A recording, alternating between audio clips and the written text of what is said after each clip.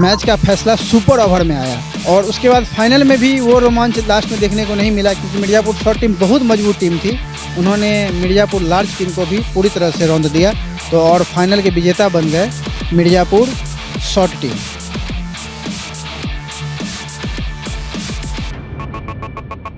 नमस्कार मिथिला, मैं हूं प्रणव कुमार मिश्रा। इस वक्त आप सभी देख रहे हैं नमस्कार मिथिला न्यूज़। इस वक्त हम दरभंगा मिर्ज़ापुर गौशाला तीर्थ स्थान में हैं और आज इधर बड़े धूमधाम के साथ आज टूर्नामेंट का आयोजन किया गया 2 सालों के बाद, क्योंकि 2 सालों से जो है कोरोना के कारण इधर मैच नहीं हो पा रहा था, नहीं तो इधर बहुत पहले से टूर्नामेंट इधर होते आ रहा है। इसी बीच इस वक्त हमारे साथ इधर के स्थानीय लोग श्री विक्रम चौधरी मौजूद हैं। आपके चैनल में सबसे पहले आपका बहुत बहुत स्वागत है। आज ये टूर्नामेंट का आयोजन किस अवसर पर हुआ? ये मकर संक्रांति के अवसर पर, जो अपने लोग के मैथिली में कहा जाता है तिला संक्रांति, उसी के अवसर पर ये आयोजन किया गया। और ये सेम आयोजन नहीं था, लेकिन इस टूर्नामेंट को जीवंत करने की कोशिश की गई बहुत सालों बाद, क्योंकि लगातार लॉकडाउन या बहुत सारी ऐसी बात व्यवस्था थी जिस कारण ये मैच नहीं हो पा रहा था। लेकिन बच्चों ने बोला कि नहीं, एक मैच एक दिन में ही 3 मैच खिलाया गया, 2 सेमीफाइनल और 1 फाइनल। मैं और कुछ बता दूं इस मैच के बारे में। यहाँ मिर्ज़ापुर के 4 टीमों ने भाग लिया, जिससे हम लोगों ने वर्गीकरण कर दिया, नाम दे दिया Mirzapur short team, Mirzapur medium team, Mirzapur large team, Mirzapur extra large team.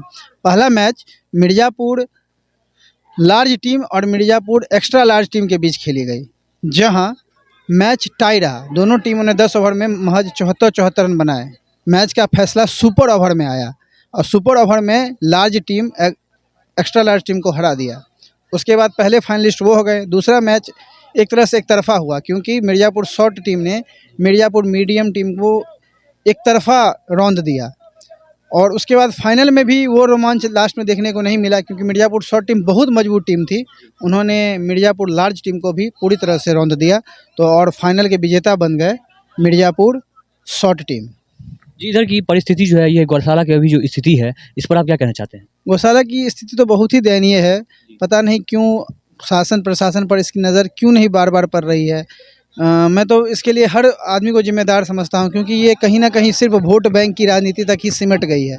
Vote की जब समय होती है तो गौशाला को लेकर, गाय को लेकर, इन सब पर बहुत सारी राजनीति होती है, पर इस गौशाला को देखने वाला कोई नहीं है। जो कुछ भी थोड़ा बहुत हो रहा है तो कुछ दाता लोग कुछ दान दे देते हैं उस पर, और स्थानीय लोग अपना समय देते हैं उस पर, वरना कुछ भी नहीं हो रहा है इस गौशाला में। इधर गायों की सेवा हो पाती है कि नहीं? नहीं, गायों की सेवा उस तरीके से नहीं हो पाती जिस तरीके से होनी चाहिए।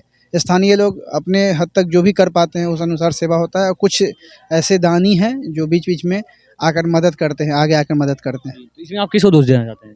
मैं फ़िलहाल तो इसका अध्यक्ष एसडीओ है, प्रदेश अध्यक्ष जी जो सुरेखा जी, उन लोगों को दोष देना चाहूँगा। और किसको दोष दूंगा? वो लोग आगे क्यों नहीं आ रहे हैं? क्योंकि उन लोगों के हाथ में पावर है। जी, आप हमसे बातचीत करने आपका बहुत बहुत धन्यवाद। नमस्कार मिथिला, मैं हूं प्रणव कुमार मिश्रा, सहयोगी ऋषभ से संघ के साथ, गौशाला मिर्ज़ापुर दरभंगा।